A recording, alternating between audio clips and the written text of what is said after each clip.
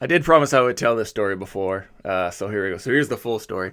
I've told this one on I think I told part of it on the War Ducks podcast, and I kind of, uh, cliff noted it, is what I want to say, in like a story a while ago. So, boop. This is on the Manteca Bulletin. Obviously, this is still an active page, or still not an active story, but you can look it up on the Manteca/Ripon Bulletin, but it's mantecabulletin.com. Let me see if I can. Yeah, you can see the link on there. So it's boop, Manteca Bulletin. Woman creates scare at Sharp Army Depot. This girl to the right, that's Abby. She's a great friend of mine. I haven't seen her in a while. Fun fact, the girl I was dating at the time was best friends with Abby's sister. So there's that. She had been working, I think this was like maybe her third week, and this whole thing was just a giant, S show. Let's see what we got here. I'll just read part of it and kind of go into it. A woman motorist detained at the front gate of the Sharp Army Depot without identification. That's not true. Set off what was... Oh, wait, that is true, actually. Without identification, set off what was quickly labeled a multi-casualty incident when investigating officers, developed immediate hand irritations. Irritation's not the right word. When they searched her white suburban SUV. You mean when I searched it? Fire units responded, blah, blah, blah, blah, blah. Emergency purge parked here, blah, blah, blah. Hazmat officer. 3 police officers. I was one of them. And the detained woman eventually put through hazmat tet, yada, yada, yada. Net Silva, blah, blah, blah. And that's it. I thought there was more to it than this. I remember there being more to this story. So, here's what had happened. Here's the story. And this was in, was it 2013? Yeah. This was about April 2013, from start to finish. So this girl in the white hazmat suit pulls up, drives her vehicle. I can't remember if it was a white Suburban. Well, it was a big SUV. I guess it was probably white. Drives up, and so the way that Sharp Army Depot is, kind of hide this, I guess. I'll leave it up. Could be fun. So the way that it was kind of set up was you could be on a federal installation. You could be on federal property without trying to enter the installation. So there's that. So she drove up and parked at the pass and ID section. And she met a male subject who ended up being a base employee. And they started exchanging packages. I thought this was super fishy because I don't remember him come. I think they both came from off base and parked. And they just started swapping packages back and forth. I'm like, oh, this is not normal. So I approach them both, just ask them for what they were doing. He presented a base ID. He's like, oh, bro, you're good. You're fine then. And she said, I asked her, here's where the cop thing comes in. I asked her if she had any identification. I didn't ask for her license. I didn't demand anything. I asked a question. And she confessed she did not have her driver's license on her. In the state of California, it is a misdemeanor to drive a motor vehicle on a public roadway without having your driver's license in your physical possession. If you have a driver's license, but you left it at home, but you run to the store real quick, and you get pulled over and you don't have your license, that's a citable offense. That's a misdemeanor. For me, it's probable cause to initiate an investigation. Historically, anytime an adult doesn't have their driver's license, there's a legal reason. Usually it's because their license is suspended because they can't be driving because the court said, hey, give me your driver's license. Yoink. So, because she had confessed to a citable infraction, did I say misdemeanor? It's an infraction. A citable infraction, I initiate an investigation. I asked her at this point for her name and all that stuff, and I straight up said, honey, is your license suspended? And she said yes. I'm like, oh boy, here we go. So I run her background. I do a check on her. Her license was suspended at the time. She hadn't got, I don't think she had got it fixed or not. And she had a local warrant out. She had a traffic warrant, which was about, I think it was like a 5 or a 10K warrant, but it was local. It was a local DUI warrant, which I didn't know at the time. She had just got cleared with a courthouse, and they hadn't processed it through yet. So she had basically left the courthouse after fixing that whole thing and then started driving, and that's when I encountered her. I had no way to know that. So in the system, in NCIC, she still had an active warrant out for her arrest. And because it was local, initially what we were told was, hey, that's local. Hook her. Wait for county to come get her. She was whining and crying, I got it fixed, blah, blah, blah. I didn't care.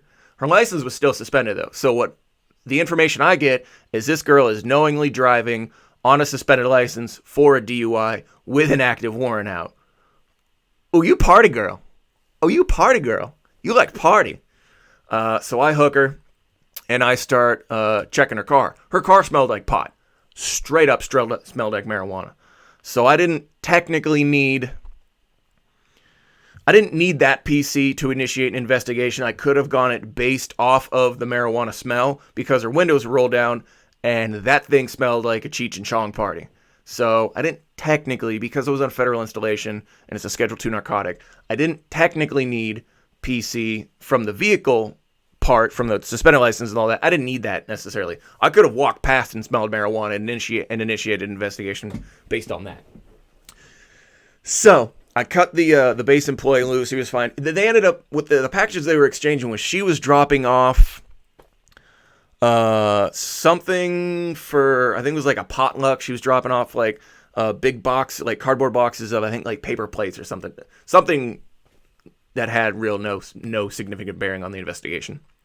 So I'm searching this young lady's car, and this girl, you can't see it in this picture. This girl wasn't bad looking. Good for you, mama. That's why you party, girl. So I do the whole methodical thing. And I started at the driver's area, and it smells like the stickiest of the ickiest. And we later ended up finding some pot and I think a pipe in her in the back seats, or like in her purse or something. So I'm going through. I get to the back seat. It was a Suburban, so I cleared the front. I've cleared the front seat, and I'm solo. It's just me. I clear the front seat, and I'm checking the back area. And I get to all the way around to the back passenger seat, and my hand goes kind of numb. You know how sometimes your hand falls asleep? Like it goes numb and it gets all tingly? Well, it was that without the tingly. I just had no feeling in it. And then it was my left hand. And then left or right, I can't remember. And then half of my face went numb. Like, oh, this isn't good. This is bad. I've searched a lot of cars in my time. This has never happened. This is new. When you're a cop and you're searching of someone's vehicle, and you've already found technically a Schedule II narcotic, which is just marijuana, like, no, big deal. When you find something someone's not supposed to have, and your face goes numb, you get really scared because that's new. Like, oh, this is not something that's generally supposed to happen. This is not a normal vehicle search right now. So I tried to go on the radio, and my lieutenant, who's also one of my best friends to the day, one of my best friends to this day, is trying to get me on the radio for a status update, and I can't form the words. That's another thing that freaked me out, was the connection from here to here. There's traffic. It's not good. Like, I've been given status updates for years. Like, this should be a somewhat normal thing that I should be able to do in my sleep. This should be an instinct. Why am I struggling? This is not good. So I try to call over the radio for my lieutenant, my Lincoln unit, and I'm trying to tell him to meet me at my location, to arrive at my location. But I can't. It literally came out. Can you come over here? Can you come over here, please? And he's laughing. He's like, yeah, sure, fine. He's probably thinking like there's some weird, funny thing, and I'm just like, it kind of has me like sidestepped a little bit, which it did. It just wasn't funny. Now I think it's hilarious. So at that time, I'd been working there. So I think I'd been working there for about 3 or 4 years at this time. And a lot of I kind of had a reputation for not really wanting help. If if I'm calling for some sort of assistance, there was usually a reason behind it. I wasn't the kind of officer that was just, I always needed backup. I was like, no, I got this.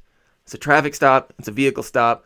It's a simple report. I don't need help. I got this. Go. I don't need any additional resources. Save them for someone else that's going to need them in the future. Don't bog a resource down on me. So my other buddy, Steve, comes over. He hears this, and he knows that this is really out of character for me. So he starts walking over, and I love Steve. Steve's still one of my best friends. God bless Steve. So he walks over. He's like, "Hey, dude, what's up?"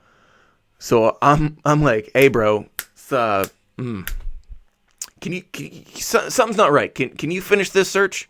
Like, start over. Go the other way. Go the way I went from driver to passenger. Will you go passenger to driver for me?"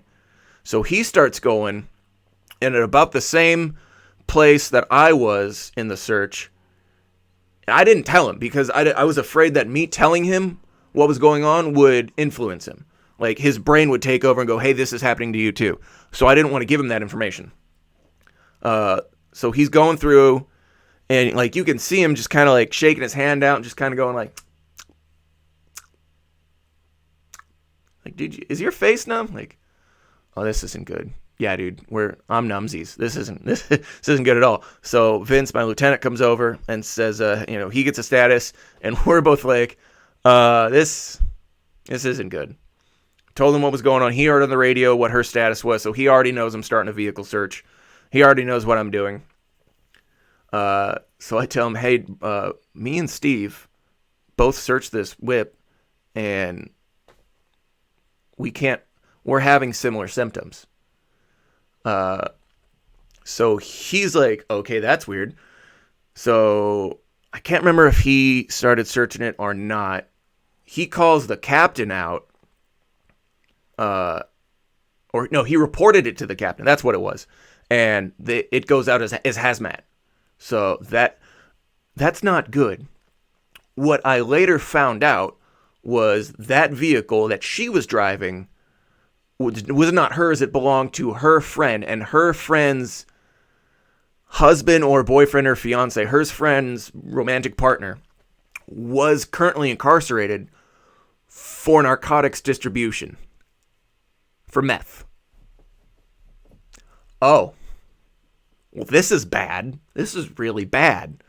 This is not how I wanted my Wednesday to be. Wait, what day? This would have been... I think this would have been a Friday? This would have been a Friday. I remember because this was my Friday. So I think at the time I had weekends. Yeah, we were working 12. So this would have been my Saturday, Sunday, Monday off. So this would have been a Friday. So this is not the way I want to go. And I had to pee so bad. I had to pee so bad. Whenever you're searching a car, I don't know what it is. At some point, your body's like, oh, you're searching a car, doing like a complex investigation. You have to poo now. Welcome to being a cop. Anyway, so they toned it out as a hazmat thing. What I didn't know was they had activated the Tri-County Hazmat Response Team for San Joaquin, which is like a Homeland Security response force. Oh no, not good. So she's in the back of the car, and it was hot. This was summer. Or what was this? April? March? April. Yeah, so it's warm. It's April, and basically Stockton, California. It was in French camp. Dude, it's warm. So we had the AC on in the car and just sort of forgot about it. And he wasn't really playing with the radio, so he just turned it on to whatever station was on, which was like smooth jazz. So this girl is in the back of the Explorer. No, it was the Suburban. She's in the back of the Bourbon. The AC is just maxed out. And she's got smooth jazz listening. She is pissed off in so many ways. Didn't care. Oh well. You get what you get. So that was kind of funny. So it takes them a while for them to like kind of, I get behind the scenes, I guess they were trying to figure out like who had jurisdiction, like who was in charge of what. They're setting up the tents and doing the whole thing. Meanwhile, the three of us are seeing this. They're setting up like the hasty decon tents, and they're walking around in the paper suits, and all three of us are like, oh, are we gonna? I didn't say this, but in my mind, I was like, oh my God, am I gonna die? There was one of maybe 3 times in the 8 years I was working there when I thought I could legitimately be killed. And this was one of them. Because I didn't know what was going on, but I knew because I had done Homeland Response Force in the National Guard for Sec 4, I knew what they were doing. I knew exactly what those tents were. I knew exactly what was happening because I had done that training before. That's extra scary when you know what's going on and what has to happen in order for those things to go on, and you know that it's happening to you. I might die in uniform. I don't really like this job right now. I would kind of not want to die in this uniform. I was hoping I would die as an old man with a bunch of kids and grandkids. Looks like I'm dying at Sharp Army Depot today with an M9 on my hip. Well, this was not a plan. So we go through the whole decon thing. They turn the investigation over. Oh, and this girl's mom had come out because her mom was a base employee as well. And she comes over and she starts cussing out the officers that, like, my other partners, and saying that she said we lied. What I was told. She was saying that we were lying about what was happening, that she did not have a warrant, her license wasn't suspended, that we had just sort of fabricated and made all of this up. You're stupid. You're an idiot. How did you get so far in the government sector by being so dumb? Idiot. Anyway, so I turned the investigation over to my buddy Tim, and I was looking at, so we're all, at this point, we cleared decon, and, like, I'm going through the decon tent, and I'm singing in the shower, and, like, I got the decon spray coming, I'm like, la, la, la, la. Hilarious. So I'm in the back of the ambulance. All three of us are in the back of the ambulance, and he got the little paper suit on and stuff like that, and my buddy Tim is taking over the investigation, and I look him straight dead in the face and said, hey, bro, she knows she's I knew as soon as we were gone, they were just going to throw this whole investigation out the window just because it was too much to deal with. I look him dead in the eye and said, hey, dude, this broad knows she's suspended. She's not 12.5. She's 14.601. She has knowledge that her license is suspended because this was an issue. This was like a big issue. Like, tickets had been kicked back. Reports had been kicked back because of, so 12.500. CVC section 12.500 is driving while unlicensed. 14.601.1 is driving while with knowledge of suspension. So if you don't know your license is suspended, you're 12.500. If you know your license is suspended, it's 14.601. There's a kind of a big difference between the way those cases are tried, between kind of your options as far as, you know, cite and release or arrest. There's a lot of options. So the way that you cite, or the code you go with as a cop, dictates how you go forward with your investigation, with your citations, with how you process evidence, it dictates. It's super important as a cop to know what code you're gonna cite this broad for. Mm-hmm. And then they wanted and I knew they were gonna try and federally cite this girl for the marijuana because it's Schedule 2. Now, this was in 2013, so keep in mind that this was before marijuana was recreational. So they wanted to hit her with USC Title 21, a Title 21 offense, which is the federal narcotics section, completely being too stupid to realize that Title 21 didn't cover simple possession. It covered penalties, but it didn't really go over simple. Like, if you read the Title 21 section for possession penalties, it doesn't really go over the crime, just sort of, it didn't really apply. It wasn't applying. And when you cite Title 21 for personal use marijuana, when you send it to the courthouse in Sacramento, they look at it and go, are you guys stupid?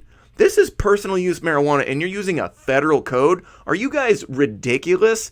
And they throw it right out. And it makes you feel stupid because you did all that work and went through all that headache for nothing. You would sit in the back of an ambulance with your face down for nothing. So I'm literally yelling at him, cite her 14.6, and get her for vehicle code simple possession open container marijuana. In the California Vehicle Code, there's something called an open container. It's commonly referred to as, or thought of like, if you have an open container of alcohol. But I don't know if there still is a set. I think this still exists. It was California Vehicle Code 2223?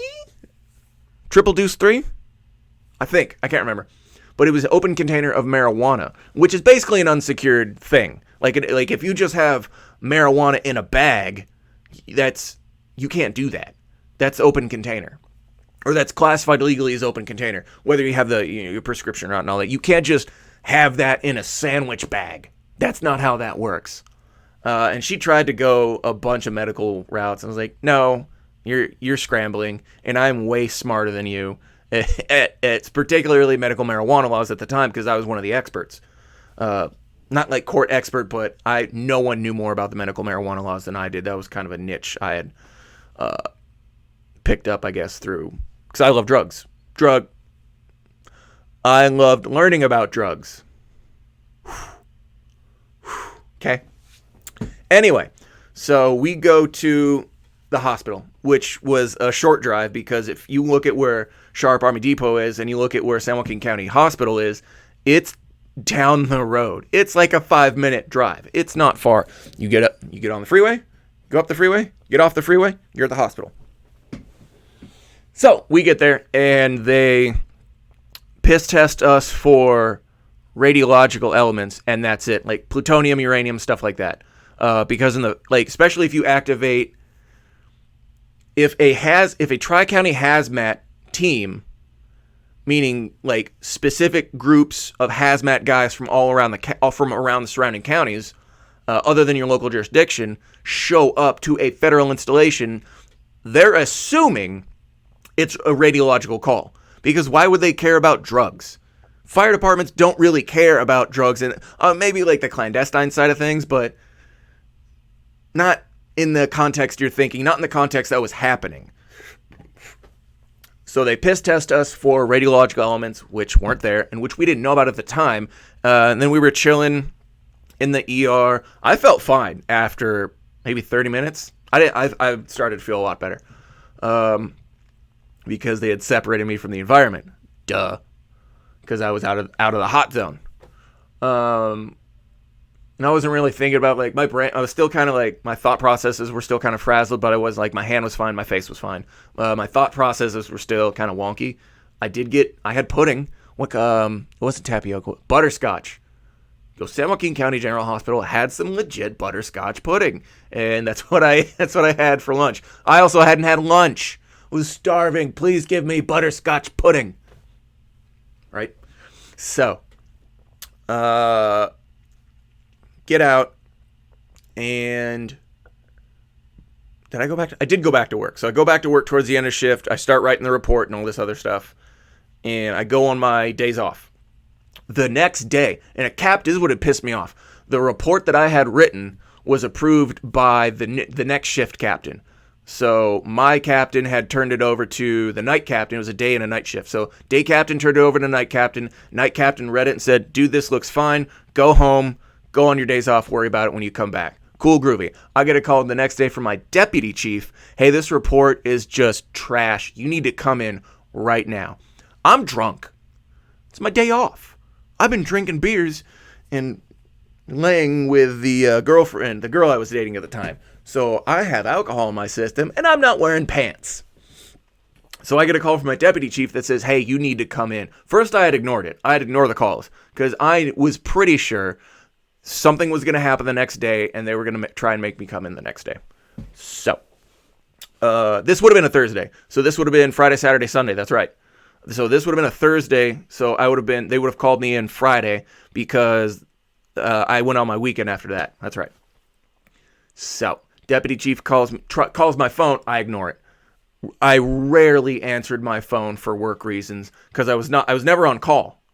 Once I was off duty, that's it. They can't call me back in. That's the way that it worked in that system. I was not on call. There was no standby. It didn't exist.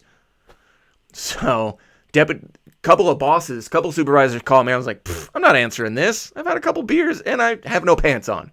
My buddy calls me, my very good friend, who is also, I think he was a shift lieutenant at the time. He sends me a text, and they're giving him problems because I'm not there. He's on a different team, a different shift. Like, he should have nothing to do with this. They kind of used him to, like, lean on me. So I was like, all right, dude, because I love you, I'll go in and fix it. Well, not fix this, I'll go in so they'll shut up and stop calming down. Now, at my agency at the time, they were very hands-off. If you put handcuffs on some normal situation, normal city cop, normal state, city, whatever, you can put, not for any reason, but you have a lot of leeway for when you can place handcuffs on someone. Where I worked, if you put handcuffs on someone, it was a report. They wanted to know exactly why. Because they suck. No, one of the many reasons I quit that job. So, because I placed handcuffs on her, even though everyone knew what had gone on, even though I had written the report, they still wanted me to elaborate why I put handcuffs on her. Yeah, let that sink in. Spoiler alert, they let her go. They just let her go with her mom. They let the car go, all that stuff. They're like, get this out of here. We're dealing with something else. Like, why did I even show up to work? Ugh. I hated that agency. I hated working there. I love the people. I hated working there. Anyway, so there's that. So I go in, fix the report, and I'm not cursing at my deputy chief because that wasn't kind of who I was. He knew I was pissed, and it was a different tone when I went in. Not necessarily disrespectful, also not very respectful at the same time. Like, I didn't care about his position. I didn't care who he was. Didn't care that he was one of the heads, the second in command for my whole agency. Didn't care. Really mad. Wanted to drink beer and spend time with my girlfriend. Same one that ended up leaving me after I got back from Cuba. That's a different story for a different time. So, clear through that. Come back to work that Monday. And they said, hey, you guys are going to have to go piss test.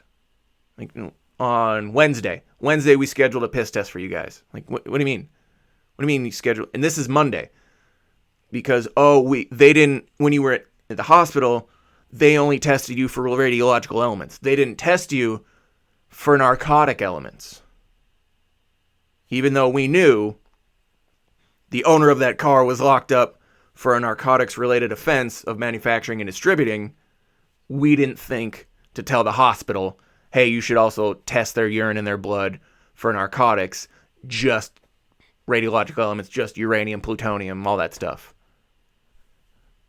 And you have to go fix that on Wednesday at a different place, at the private place, not the hospital. Not the place that already has your stuff on file. You have to go to a new place. Okay, so let's do the math. The event happened on a Thursday. I have Friday, Saturday, Sunday, I'm off work. I go back Monday, and they tell me that on Wednesday, I have to give blood and urine for something that happened back on Thursday. I don't know if you know how metabolism works, but if you're feeling much better, significantly better, within an hour of being out of the hot zone, it's out of your system within a couple days, if it was ever significantly in your system in the first place. So I'm literally wasting my time by going to this place, because by the time I get there, anything that would have been in my body on Thursday is gone. It's out of my system because it wasn't a direct narcotic. Theoretically, it would have been an ingredient in a narcotic. It would have been some sort of ingredient or some sort of chemical involved in the production of methamphetamines. That stuff, the ingredients, usually wash out of your system, especially if you don't have a direct physical contact in it, if it doesn't go in your system, if it's just like environmental, that stuff is gone real quick. I hate you guys. Seriously? I didn't mind at the same time, because like, oh cool, so on Wednesday I could just sort of milk this and I don't really have to do any work. I'm just going to hang out at this piss test place. And anyone that wants to go ahead and like go in front of me, like, go ahead. I'm in no rush. So that was after that.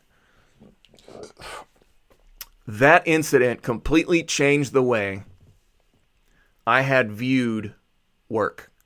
Specifically that agency. Not necessarily, not law enforcement as a whole. Look, anyone that works base law enforcement knows it is way different working the base environment than working like a city or a county. It's way different. It's completely different. There are similarities, but it's very different. So that didn't really change. I still loved being a cop. I just hated working for that agency because they were so stupid. And they screwed so many things up. So that I'll be perfectly honest, after that, I had cut back on how proactive I was at work. So I was, because of the report, because of the way I was treated the day after, because of the way that they had knee-jerked a lot of things, I was like, you know what? They don't pay me to do extra stuff. They pay me to show up, do a bare minimum job, and that's it. And that's all I'm going to do. I still did I was still a trainer. I just kind of throttled back on initiating. So I wasn't like creating as much. I was just like, dude, just give me whatever you want me to tell these guys and I'm going to do it. Because I know that you're not going to give me enough resources and you're not going to care to do what I want to do. So just throw me something. So after that and a couple other incidents really kind of killed my motivation at that job. I wasn't very proactive with a lot of things. I was very reactionary. I was still taking reports all the time. I was still doing, I was still finding guns. I was still finding drugs. I was still taking workplace violence reports. I was still doing all that stuff. I just wasn't as hard charging as when I had started. Ta-da! The end. And if you want to read the short version of that, go to the Manteca Bulletin, and that's where, I don't think there's any pictures of it. I think that's the only, that's the only picture of it, and I don't think there's any Google Images. Boop. I can hide that now. Hide. That's it, bye.